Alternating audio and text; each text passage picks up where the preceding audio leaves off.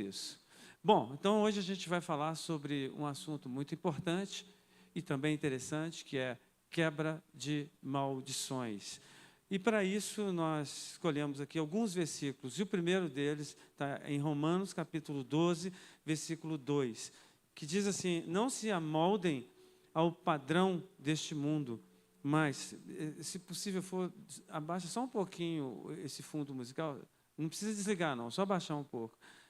Não se amoldem ao padrão deste mundo, mas transformem-se pela renovação da sua mente, para que sejam capazes de experimentar e comprovar a boa, agradável e perfeita vontade de Deus. Então, Paulo escrevendo aos Romanos, que era uma cidade digna de oração, como até hoje é, né? Tinha muitas coisas ruins ali em Roma. Ele, então, se referia à sua igreja dizendo: olha, gente, não se amoldem, ou seja, não se espelhem aos padrões dessa cidade ou desse sistema que é este mundo. O que acontece com muitos de nós é que nós estamos vivendo no meio da mentira, achando que a mentira ela é verdade. Por quê? Porque estamos amoldados ao padrão deste presente século, amoldados ao padrão deste mundo, né? O mundo ele tem um sistema, ele tem um paradigma, e existem muitas coisas erradas aqui.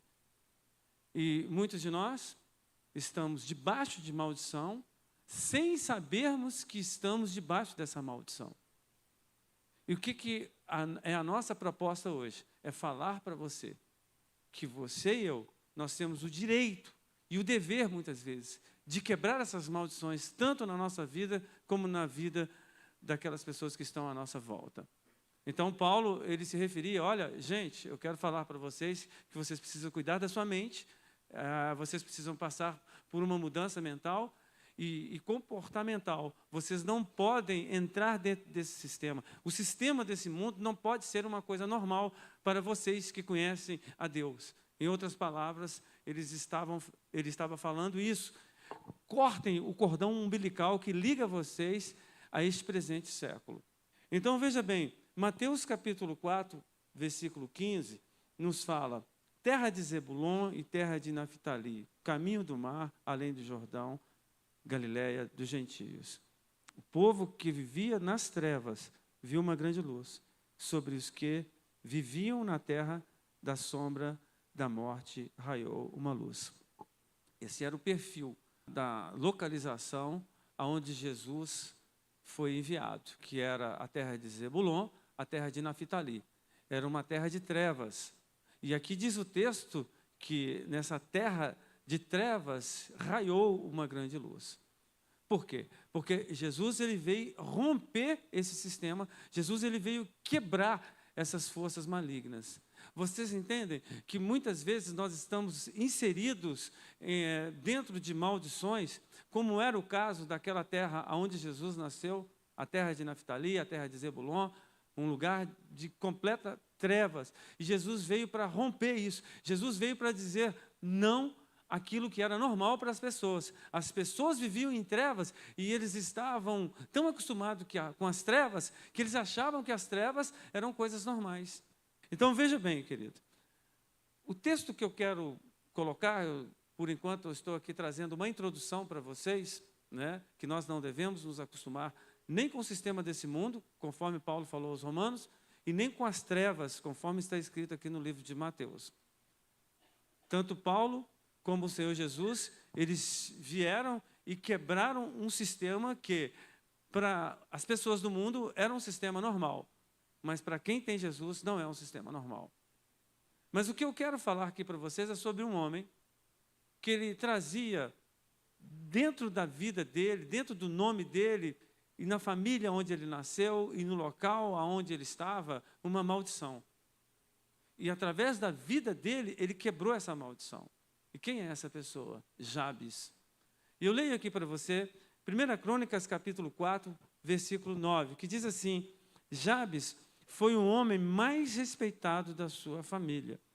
Sua mãe lhe deu o nome de Jabes, dizendo: com muitas dores o dei à luz. Ou seja, por causa da dor que a mãe dele teve, ela pegou e falou assim: olha, então você vai chamar Jabes.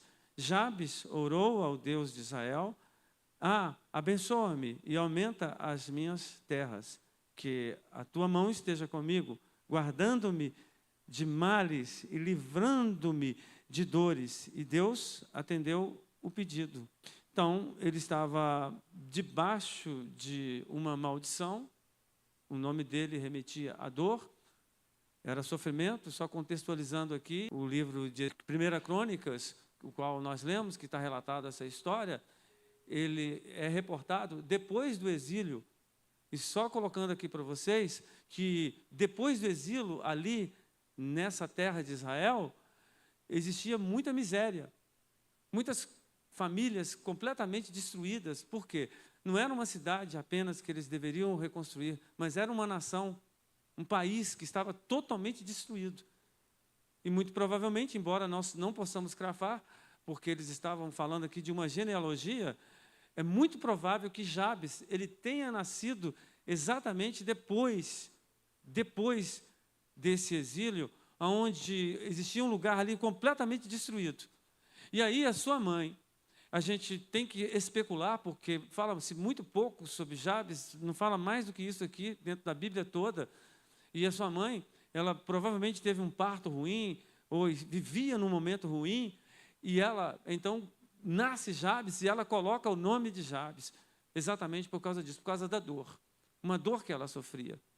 Uma dor por causa do parto, uma dor por causa da miséria familiar, uma dor por causa da região. Ela vivia um momento de dor.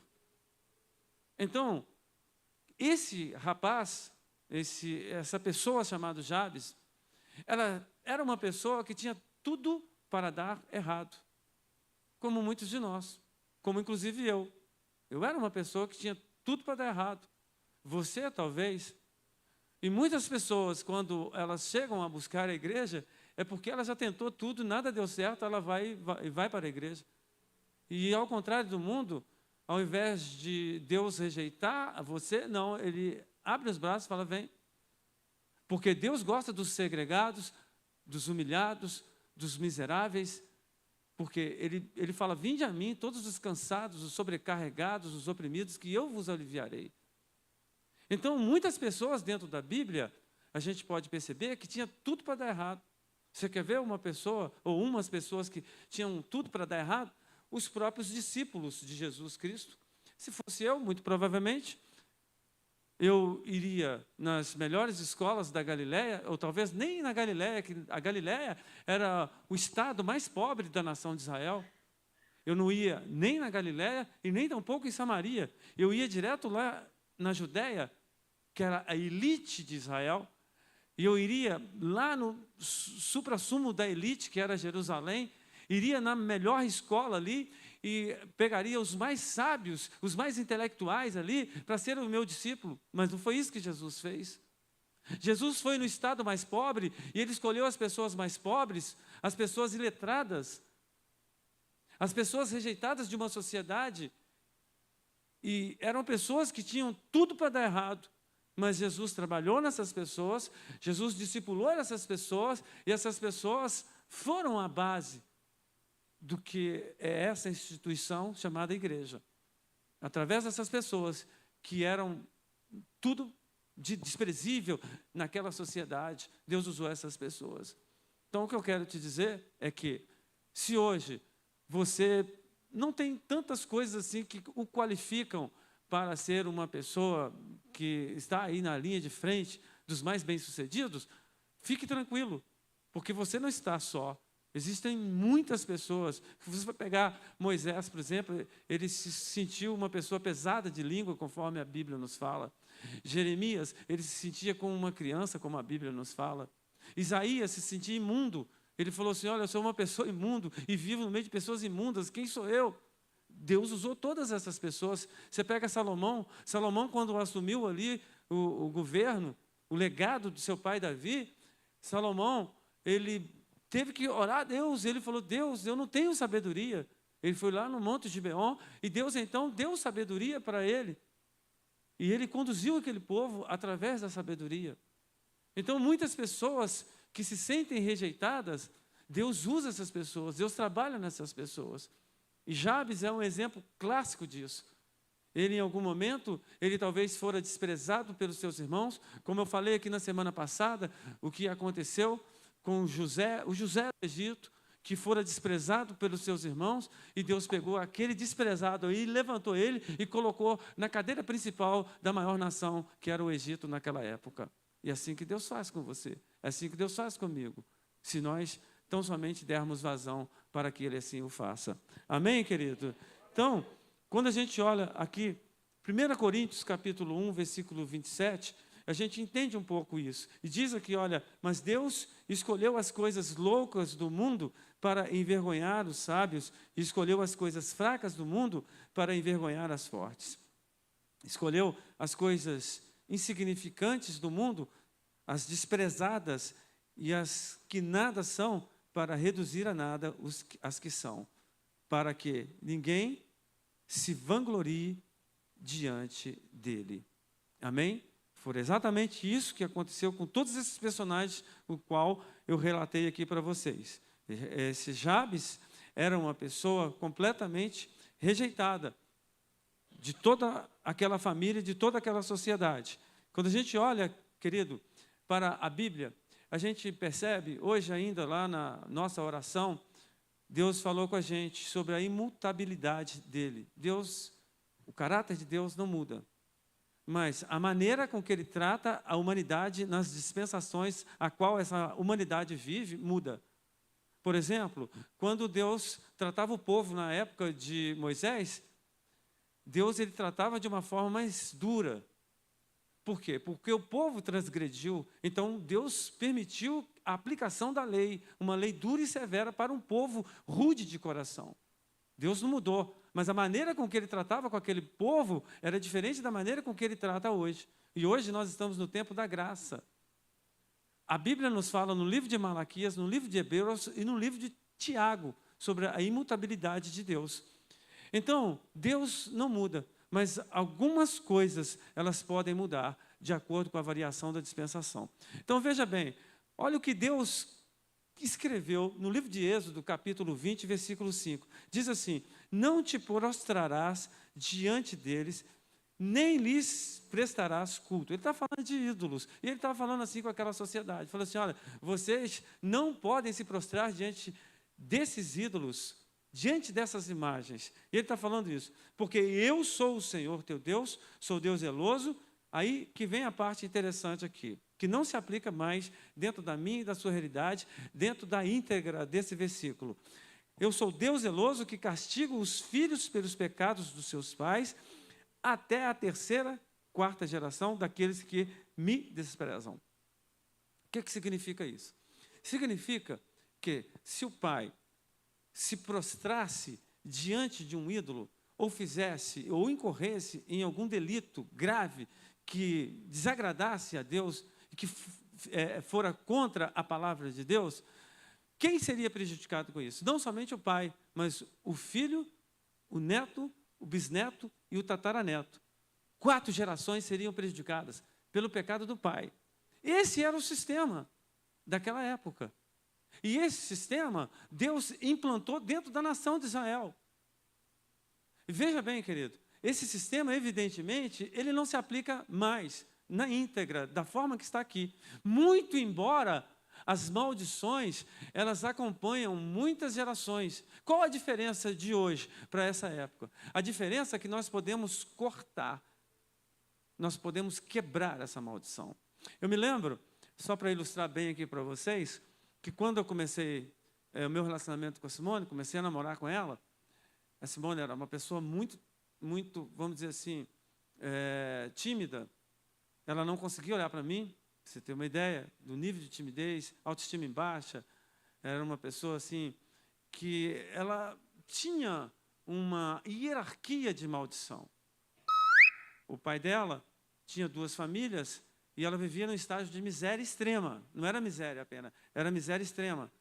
Para quem não sabe, ela ficou uma certa ocasião, uma semana, não é porque ela estava fazendo jejum, é porque ela não tinha nada para comer, chegando até o ponto de desmaiar lá na escola. Então, ela tem um quadro assim de histórias incríveis dessa forma. E ela, como se tudo isso não bastasse, ela tinha traumas de se relacionar, porque ela pensava com ela que se ela relacionasse com uma pessoa, essa pessoa haveria de romper, haveria de trair ela como o pai dela traiu a mãe dela.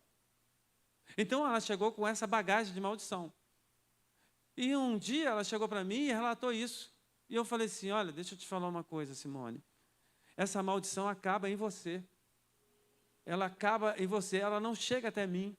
A maldição da miséria, a maldição da traição, a maldição da infidelidade, isso não vai prosperar. Você entendeu? Porque nós temos essa autoridade.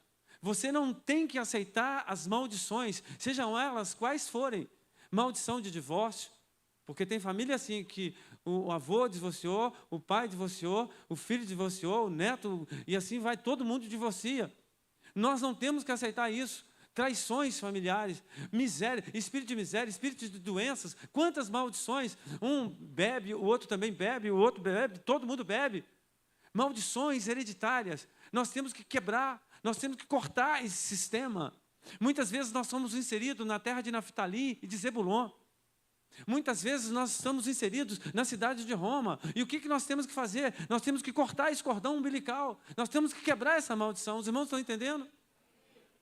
Então, queridos, veja bem, quando a gente olha para Ezequiel, capítulo 18, versículo 1, nós vamos entender algo interessante também, que diz assim, olha, esta palavra do Senhor veio a mim, que é que vocês querem dizer quando citam este provérbio sobre Israel, os pais comem uvas verdes e os dentes dos filhos se embotam.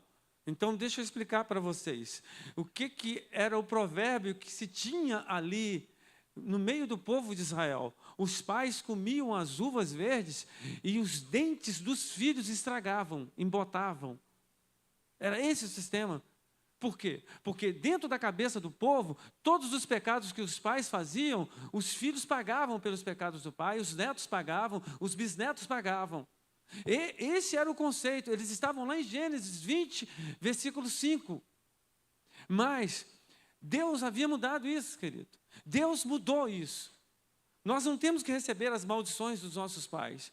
Veja bem, no mesmo capítulo de Ezequiel, aqui está Êxodo aqui, mas é Ezequiel 18, 19, nos diz o seguinte, contudo, vocês perguntam, por que o filho não partilha da culpa de seu pai? Uma vez que o filho fez o que é justo e direito e teve o cuidado de guardar todos os seus decretos, com certeza ele viverá. Então o próprio Deus agora começa a justificar para aquelas pessoas que eles não deveriam usar aquele provérbio. Ou seja, se o filho ele está direito, ele não tem que agora pagar pelos erros dos seus pais. É Deus falando com aquelas pessoas. E aquelas pessoas estavam se referindo a Deus como se Deus estivesse errado. Olha, Deus, por que você não está respeitando isso mais? Por que os filhos agora não estão sendo amaldiçoados pelos pais? E Deus agora responde para aquele povo, se os filhos estão fazendo coisas corretas, por que eles haveriam de ser amaldiçoados? Entende? E diz aqui o versículo 20, aquele que pecar é que morrerá. O filho não levará a culpa do pai, nem o pai levará a culpa do filho. A justiça do justo lhe será creditada, e a impiedade do ímpio lhe será cobrada. Amém, irmãos? Então, aqui nós podemos perceber as mudanças do Deus imutável. As mudanças não de comportamento, de temperamento, de caráter de Deus, mas nas dispensações, como eu falei aqui, houve mudanças que Deus ele imprimiu dentro de uma sociedade. E o que nós podemos entender aqui é que Deus havia mudado alguns conceitos. Então, o que Deus falava era, se os filhos estão agindo de uma maneira justa, eles não têm que pagar pelos pecados dos pais. Se eles agem de uma forma iníqua, errante, então eles sim têm que pagar pelos que eles fizeram. Em outras palavras, é isso que Deus está falando aqui. E quando eu venho e trago uma palavra dessa aqui, eu tenho um rema de Deus para a sua vida, é como se Deus falasse assim, olha, o meu povo, ele está perecendo por falta de entendimento, o meu povo está sofrendo por coisas que eles não devem sofrer. E se isso está acontecendo com você, então é necessário que você quebre isso, quebre esse vínculo hoje.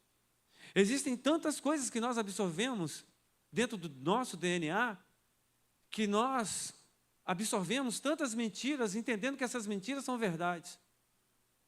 Dentro da área sexual, dentro da área financeira, dentro da área de relacionamento conjugal, dentro da sociedade de uma maneira geral.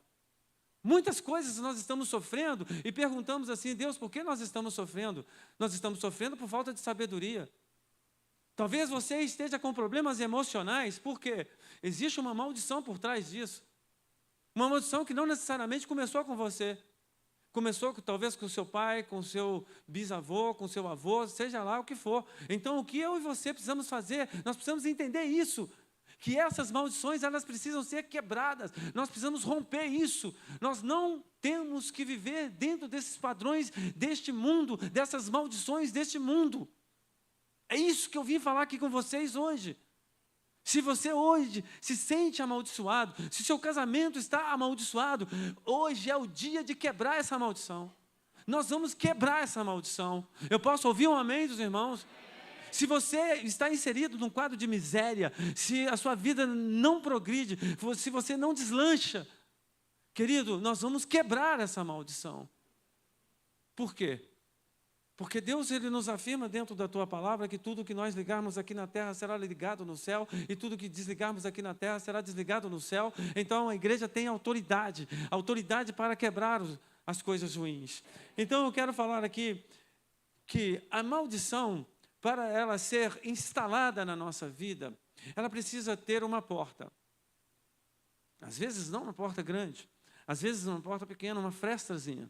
Satanás, para ele entrar, ele precisa de uma fresta. Mas muitos de nós damos uma vazão grande, nós abrimos uma porta para ele e falamos assim, Satanás, tu és bem-vindo, pode entrar e fazer a bagunça que você quer. Aí você fala assim, mas que porta é essa? Então eu vou te dar aqui algumas chaves importantes para que vocês possam entender essas aberturas que muitas vezes nós damos para que essas maldições elas sejam instaladas nas nossas vidas, nas nossas famílias. Amém? Muitas vezes maldições dentro de igrejas. E a primeira porta que nós abrimos muitas vezes são ministrações contrárias através das nossas palavras. Se você não sabe, as palavras elas têm um peso muito forte. O Senhor Jesus, ele fala assim que nós seremos julgados pelas nossas palavras. Por quê? Porque as palavras, elas abrem brechas. E muitos de nós estamos, às vezes, amaldiçoando pessoas, amaldiçoando até nós mesmos, com comentários que nós não devemos comentar. Nós, muitas vezes, falamos palavras que nós não devemos falar.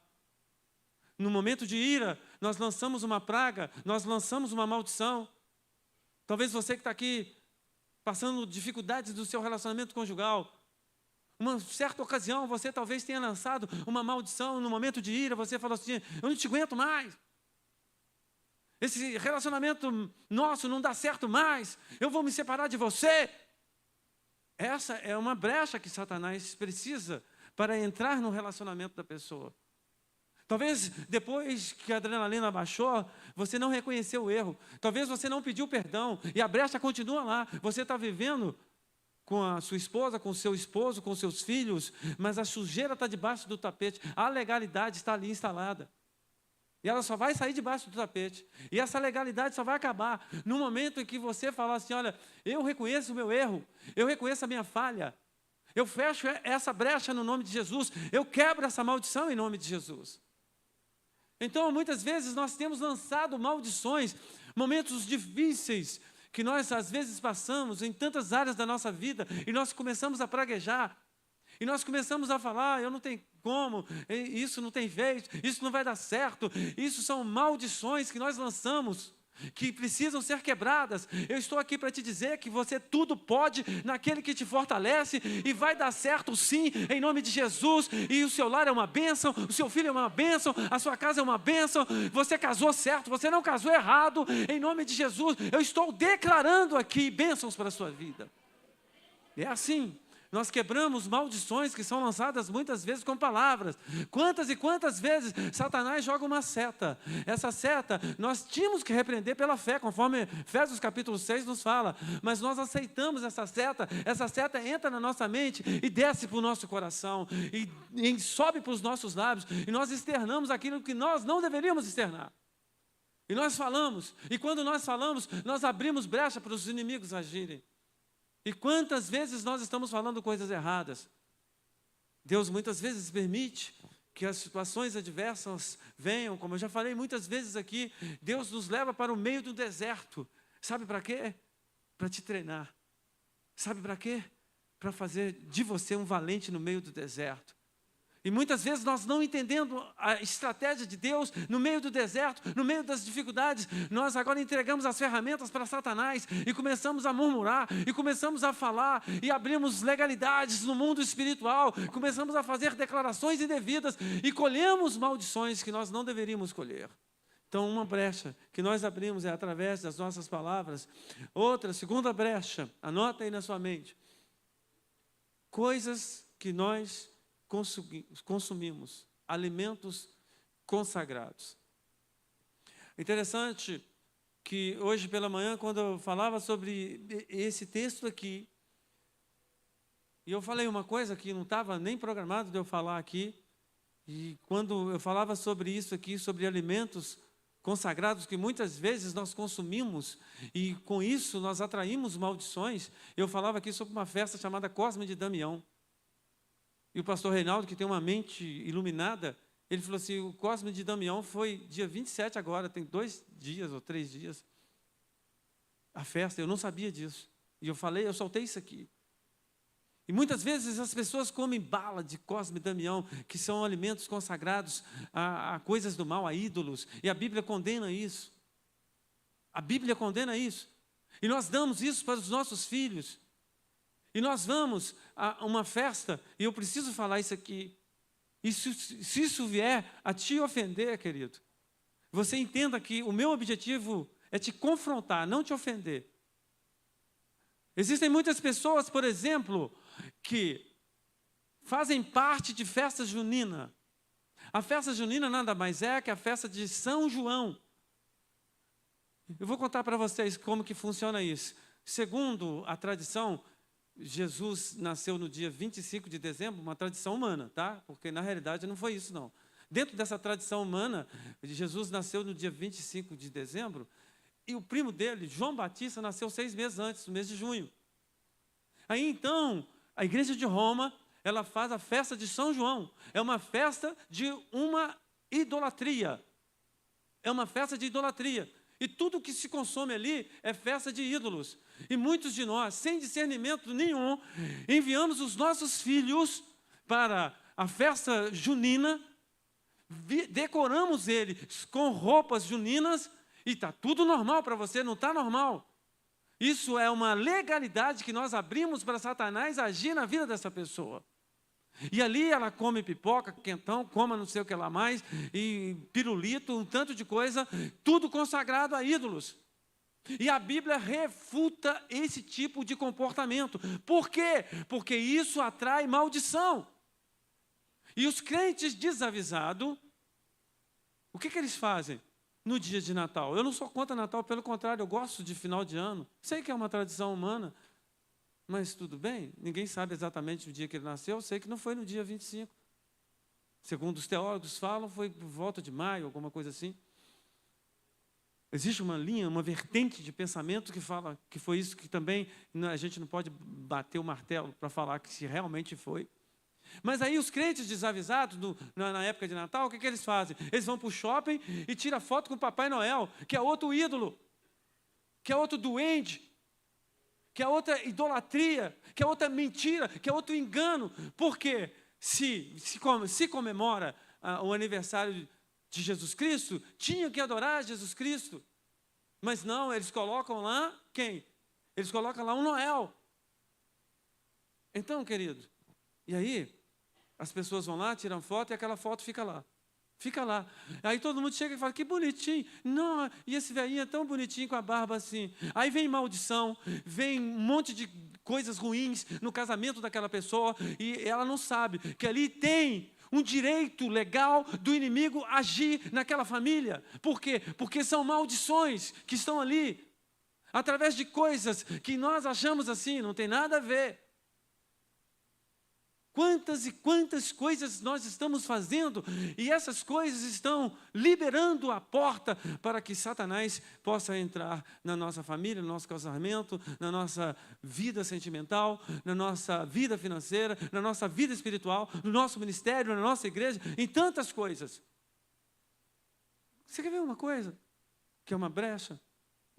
Ultimamente Deus tem falado para a gente aqui de idolatria. E eu também não estou aqui para supervisionar as pessoas que estão na linha de frente, as pessoas que estão tocando, cantando, ou estão ali no diácono. Deus sabe de todas as coisas, mas uma coisa que eu quero que você tenha consciência é, se você está tocando a obra indevidamente, se você está abrindo legalidade, Satanás pode entrar nessa igreja e Deus deixar de fazer a obra dele por causa de você, por causa de pecado, por causa de adultério, por causa de prostituição.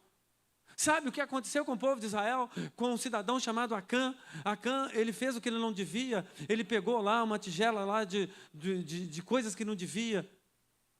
Ele pegou uma capa que não devia. Ele pegou ouro que não devia. Ele pegou coisas que não devia. E com isso, ele abriu uma maldição, uma legalidade para que o inimigo entrasse. E quando Josué, cheio de moral, já tinha destruído o povo de Jericó ali, ele já tinha derrubado, Deus já tinha derrubado através de uma estratégia que ele dera para Josué, e ele estava cheio de moral, foi lutar contra um povo pequenininho, uma cidade chamada Ai, e ali eles foram derrotados. E Josué então começou a perguntar, meu Deus, por que nós fomos derrotados? Aí Deus falou assim, olha, é porque tem legalidade, tem maldição, vocês abriram brecha, e quando nós abrimos brecha, o inimigo entra, e se você abre brecha, querido, você pode ter certeza que o inimigo vai entrar na sua casa, e ele vai destruir você, ele vai destruir a sua família. Então o que eu e você precisamos fazer? Fechar essas brechas. Então, muitas vezes nós consumimos coisas que são consagradas a Satanás. Lá em casa, nós temos uma estratégia. Eu já falei isso aqui nessa estratégia, e eu quero que você use essa estratégia. Você não vai usar para me agradar, você vai usar para que você não dê vazão para o inimigo entrar na sua casa. Você compra um arroz, você não sabe quem plantou esse arroz, não sabe que magia a pessoa fez para vender esse arroz, que pacto que a pessoa fez com o diabo. Ah, então quer dizer que eu não tenho que comprar o arroz? Não, você vai comprar o arroz, mas o que você vai fazer? Quando você chegar com arroz, com feijão, com macarrão, com qualquer coisa ali na sua casa, do supermercado, de qualquer lugar que você comprar, você vai consagrar isso ao Senhor. Você compra um carro, você consagra isso ao Senhor. Você compra um produto de limpeza, consagra isso ao Senhor. Em casa a gente tem essa regra, aqui na igreja a gente tem essa regra. Essa cadeira que você está sentado aí, ela foi consagrada ao Senhor. Esse púlpito aqui, ele foi consagrado ao Senhor. Tudo que nós temos foi consagrado ao Senhor. Tudo que entra aqui nessa igreja é consagrado ao Senhor. Tudo. Tudo, eu não uso nada, eu não uso uma roupa, eu não uso uma agulha, sem consagrar aquilo ao Senhor. Eu consagro ao Senhor, eu não sei quem fez aquilo. Eu não sei quem fez aquilo, eu não sei que pacto, que aliança que aquela pessoa fez para vender aquilo. Eu sei que aquilo chegou na minha mão e eu consagro isso a Deus, aquilo ali passa, se for impuro, passa a ser santo.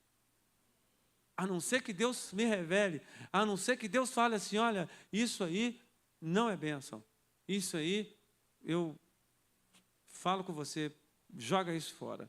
Olha para você ver aqui, Atos capítulo 15, versículo 28. Pareceu bem ao Espírito Santo e a nós não impor a vocês nada além das seguintes exigências necessárias. Olha o que Lucas está falando aqui para a igreja de Atos.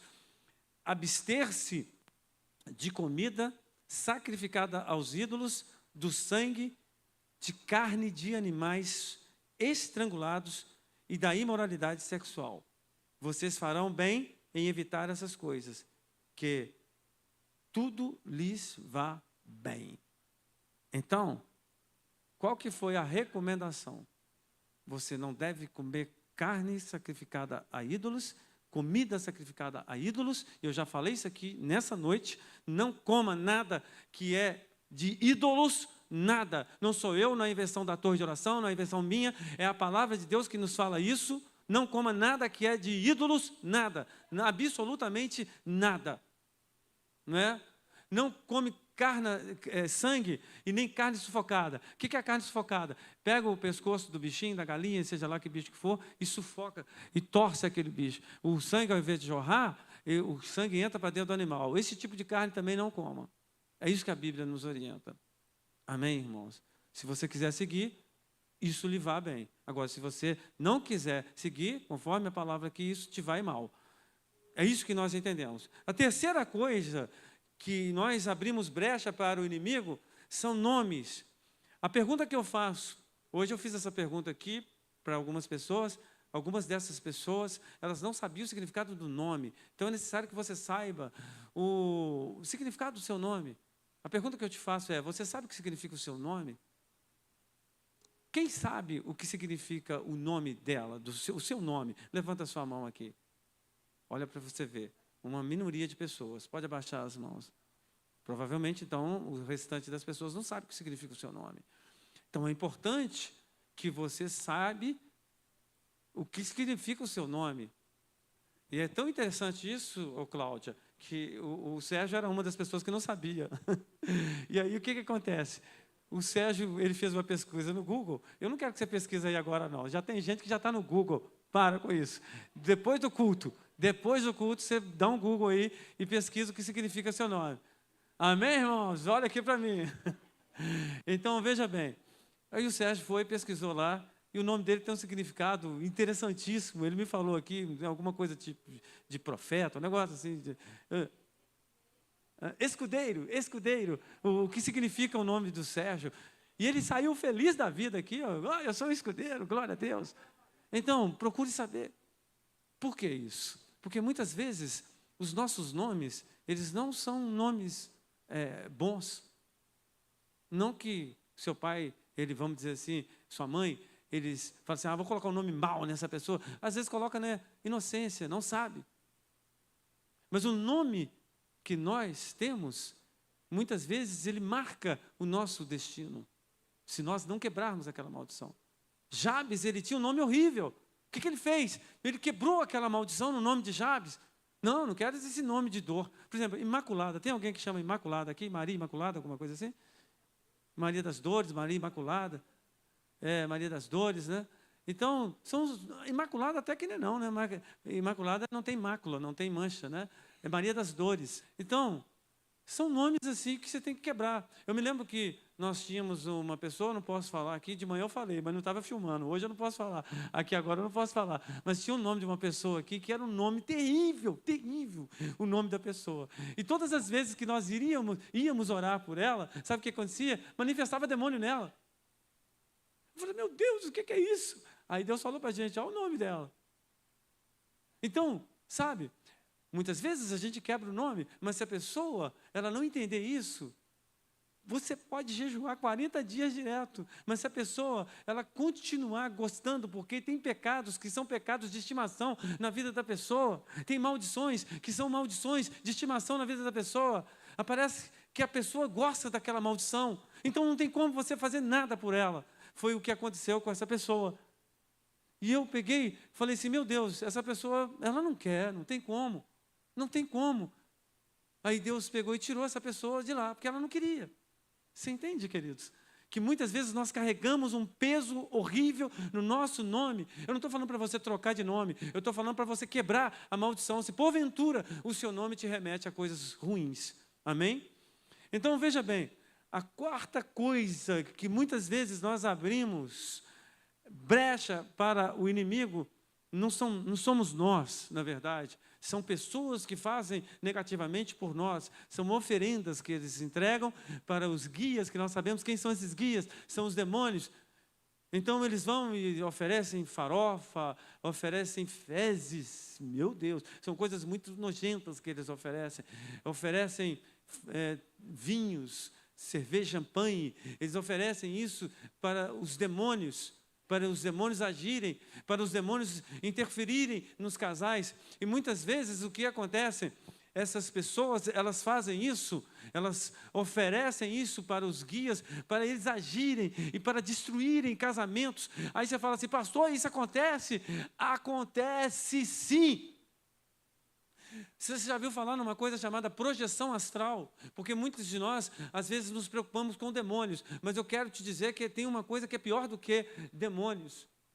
Se chama projeção astral. O que é a projeção astral? A pessoa está lá no centro espírita. Ela está lá no centro espírita. Sabe o que acontece com ela? Ela sai do corpo dela. Ela sai do corpo dela, junto com os demônios. E ela vai nos lugares. Ela vai em casas. Ela vai em igrejas. Ela vai em células. Junto com os demônios, a pessoa, o espírito da pessoa. Isso chama projeção astral. Depois, se você quiser, depois do culto, você dá um Google e anota isso aí, para você saber o que é projeção astral. E muitas vezes, essas pessoas, não endemoniadas, mas elas junto com o demônio, elas vão lá, destrói. E principalmente, se tem um ponto de contato na casa dela, se tem algum objeto de Satanás na casa dela, eles entram e fazem a festa, e muitas vezes esses objetos são singelos. Esses objetos a gente nunca haveria de imaginar que são pontos de contato para demônios. E os demônios estão agindo através desses objetos. Então, oferendas. E o quinto, eu vou falar só 5 aqui, porque são muitos, irmãos. Vou falar só 5 aqui. Muitas portas, muitas brechas que nós damos para Satanás. A quinta brecha se chama presentes maldosos. Presentes maldosos. Quem dá esse presente? Amigos. Ou inimigos, travestidos de amigos. Ou, às vezes, nós damos para nós presente. Nós, na nossa ignorância, nós vamos lá no shopping e achamos uma camisa bonita, escrito Devil, meu melhor amigo. E a gente não sabe o que é devil. A gente imagina assim, devil deve ser uma pessoa. Ou então, devil, my friend. Né? E isso significa, o diabo é meu amigo. Então, o que eu quero te dizer, querido, vocês que consomem canções em inglês, que consomem coisas presentes em inglês, querido, que você primeiro se informe sobre aquilo que você está consumindo, sobre aquilo que você está vestindo, sobre aquilo que você está calçando. Amém? É importante isso. Muitas vezes, nós não sabemos que nós estamos consumindo pontos de contato para os demônios entrarem nas nossas famílias. E nós estamos fazendo isso de forma inocente. Mas muitas vezes, pessoas de forma maldosa te dão presentes inocentes. Eu já contei aqui, vou contar mais uma vez, de uma pessoa que recebeu um presente de casamento. E hoje eu instruí aqui alguém que ia casar. Eu falei assim, olha, cuidado com os presentes que você vai receber. Cuidado. E se por acaso você receber um presente que você entende, que o Espírito Santo te der discernimento, que esse presente ali você tem que jogar fora, você joga fora. Porque tem coisas que nós temos que consagrar e continuar com ela. Tem coisas que nós não tem como consagrar aquilo. Tem coisas que são oriundas das trevas. Você tem que jogar fora. Então, a história é a seguinte, a pessoa recebeu um presente. O presentinho está bonitinho lá, e ela guardava aquele presente como um presente de estimação. Era um jacaré de porcelana. Só que, num determinado momento, o jacaré, querido, ele é deitado. O jacaré, ele não anda. Então, essa pessoa, ela passou a não andar. Porque tudo tem uma lógica atrás de algum presente. Essa pessoa passou a não andar. Ela passou a ficar entrevada na cama. E ela ficou durante muito tempo entrevada na cama. O que acontece? Chamou um para orar, não deu certo. Chamou outro para orar, para rezar, não deu certo. Chamou um feiticeiro, não deu certo. Nada fazia a mulher andar. E do nada, aconteceu assim, do nada. Essa pessoa, de repente, ficou entrevada, uma pessoa de posses. Aí chamaram um pastor. Quando chama esse pastor, o Espírito Santo logo passa todas as informações. Está acontecendo isso, por causa disso. Então, você tem que fazer isso. E aí, a mulher falou assim, você vai orar? Eu vou ficar bem? Ele falou assim, não vou orar. Ela falou, mas como assim? Você não vai orar? Não vou orar.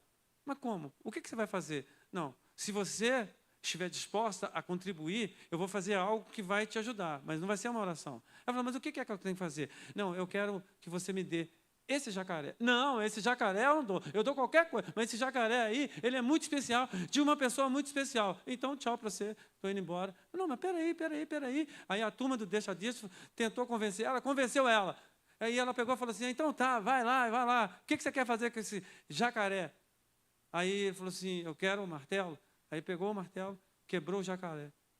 Quebrou, ele não orou, ele quebrou o jacaré, a mulher instantaneamente foi curada. Por quê? Ela estava sendo vítima de uma maldição. Por causa de um presente singelo, que todo mundo, provavelmente, chegava ali e elogiava aquele jacaré. Que jacaré bonitinho. Não, que obra de arte. Eu sou de uma terra que se chama Pirapora. Pirapora é famosa por causa de duas coisas. Por causa do Rio São Francisco, dos peixes, e por causa de uma coisa chamada carrancas. Quem já viu falar em carrancas? Carrancas são aqueles bichos feios. Querido, o que me impressiona muito é que muitos crentes, sem discernimento, vai e compra aquilo ali. Que obra de arte linda, maravilhosa. Estão comprando maldições. Tem quadros que são amaldiçoados. Tinha um quadro, há muitos anos atrás, eu acho que nem tem esse quadro mais. Ele era foto, hein? Foto, ele não era o quadro original, foto de uma criança chorando. Todo mundo olhava para aquele quadro e falava assim, não, mas que criança bonitinha. Quadro amaldiçoado. Tem bonecos que são amaldiçoados. Tem bonecos, bonecas amaldiçoadas. Não estou falando que todas as bonecas, todos os bonecos, não. Desenhos que nossas crianças veem, são amaldiçoados, consagrados aos demônios, e nós estamos falando assim, olha, que desenho bem feito, que desenho bonito, filmes amaldiçoados, nós estamos consumindo tantas e tantas coisas amaldiçoadas, e a nossa vida não vai à frente, ou às vezes achamos que vai à frente, achamos que estamos prosperando, ou avançando, mas na verdade existe um vazio, uma tristeza, e essa tristeza, ela vai sair, sabe quando? Quando essa maldição for quebrada, no nome de Jesus Cristo. Então é importante que a gente entenda o mundo espiritual. Quando a gente olha para Jabes, que tinha no nome a dor. Jabes, ele fez uma oração. Eu quero te dizer que através da oração nós quebramos maldição. Diga comigo, através da oração nós quebramos maldição. Então, querido, Jabes, ele não guardou mágoa da mãe dele. Uma coisa que nós precisamos entender, que nós não temos que guardar mágoa. Não tem como você orar com mágoa. Não tem como você dar oferta com mágoa. Não tem como você buscar a Deus com mágoa. Não tem como você servir a Deus com mágoa. E Jabes, ele tinha tudo para chegar e falar assim, não, minha mãe pecou, minha mãe não devia ter colocado esse nome, minha mãe fez isso e aquilo. Querido, ele não fez isso. Jabes, ele liberou o perdão. A outra coisa que Jabes fez, que foi motivo assim de Deus honrar a vida dele, que ele orou com clareza. Ele estava com uma maldição e muito provavelmente não só no nome, mas na vida financeira, na vida material dele, e talvez isso se alastrasse para toda a família. E você sabe o que ele orou? Acredito eu que não para a glória dele, porque não estaria aqui evidentemente na Bíblia, se fosse para a glória dele. Ele orou pedindo terras, ele foi claro, ele não foi tímido, ele falou, ele deu nome aos bois, ele falou, Deus, eu quero terras para a glória do teu nome, terras para o louvor do teu nome. Então, uma outra coisa que nós precisamos entender, que nós precisamos ser claros com Deus. Amém, irmãos? Deus é um Deus claro. E nós precisamos ser claros para que as maldições sejam quebradas nas nossas vidas. A terceira coisa, ele colocou um princípio de dependência divina. Quando ele colocou toda a sua ansiedade diante de Deus, e nós precisamos entender que não somos nós, que haveremos de quebrar as maldições, nós não temos que ficar ansiosos, nós não temos que perder noite de sono, nós não temos que alimentar o inferno com medo, ou com ansiedade, ou com temor, ou com tristeza, ou alguma coisa desse tipo. Nós temos que jogar e depositar a nossa confiança em Deus. Através deste ato, através da confiança em Deus, nós vamos quebrar as maldições. Em quarto lugar, nós podemos perceber que ele usou um princípio de batalha espiritual. Olha o que ele fala na oração dele, que a tua mão esteja comigo, guardando-me de males e livrando-me de dores. 1 João capítulo 4, versículo 4 nos fala assim, filhinhos, vocês são de Deus e os venceram, porque aquele que está em vós é maior do que aquele que está no mundo. Então, querido, nós não temos que temer. Deus me trouxe essa palavra. Ah, meu Deus, e agora? Será que eu estou debaixo de maldição? Você não tem que temer. Por quê? Porque maior é o que está em nós do que aquele que está no mundo. Eu me lembro, para terminar aqui, querido, que nós morávamos numa casa amaldiçoada, na rua Itapetinga ali. Nós morávamos na casa amaldiçoada. E aconteciam muitas coisas terríveis nessa casa. Porta abria sozinha, eu via demônios, eu via duendes, a olho nu assim, claro, eu via. Eu me lembro que num determinado dia, eu estava orando de joelhos, e aí o que aconteceu? O vasculhante, era um vasculhante lá, ele simplesmente abriu e fechou. Desse jeito. Acontecia de tudo. Pessoas escutavam vozes e iam lá e falavam assim que tinha vozes saindo da casa. E o que acontecia com a gente? Nós não tínhamos medo. Nós nunca alimentamos o reino das trevas com medo. Por quê? Nós sabíamos a nossa identidade. Nós sabíamos de quem nós éramos filhos. Nós sabíamos que nós éramos nação eleita, povo escolhido, povo santo de Deus. Nós sabíamos que quem estava em nós era maior do que aquele que estava ali tentando nos atemorizar. Então, muitas vezes, o inimigo ele quer te intimidar. Querido, mas não se sinta intimidado por Satanás. Porque hoje, eu vou falar com vocês. O que eu falei com a minha esposa, eu falei, essa maldição, ela quebra aqui, neste momento. E naquele momento, aquela maldição foi quebrada. Isso já faz 40 anos que nós estamos aqui com 3 filhos abençoados, com uma nora e um genro abençoado. Então, querido, a maldição foi quebrada. Aquela maldição que acompanhava a família dela foi quebrada, e eu estou aqui para te dizer a mesma coisa que eu falei com ela. Essa maldição na sua vida vai ser quebrada hoje no nome de Jesus.